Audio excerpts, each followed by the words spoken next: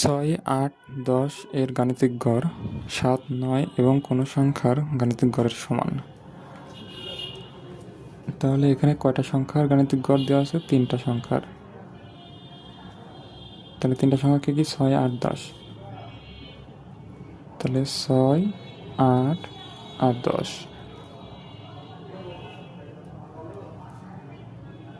যোগ, তাহলে 3টা সংখ্যা, তাই 3 দ্বারা ভাগ। তারপর কি বলছে? 7, 9 এবং কোনো সংখ্যার। তাহলে কোনো সংখ্যাটি হলো ডাব্লু। তাহলে 7 যোগ 9 যোগ ডাব্লু, এখানেও 3টা সংখ্যা, সেজন্য 3 দ্বারা ভাগ। কী করেছে? গাণিতিক গড়ের সমান, এই যে ইকুয়াল। এখানেও 3, এর পাশেও 3, তাহলে উভয় থেকে আমরা 3 বাদ দিতে পারি। তাহলে থাকলো কি? 6 যোগ 8 যোগ 10 ইকুয়াল 7 যোগ 9 যোগ ডাব্লু।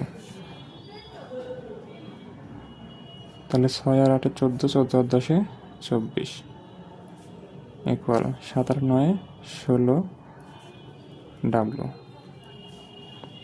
অতএব ডাব্লু এর মান হচ্ছে 24 মাইনাস 16 ইকুয়াল 8।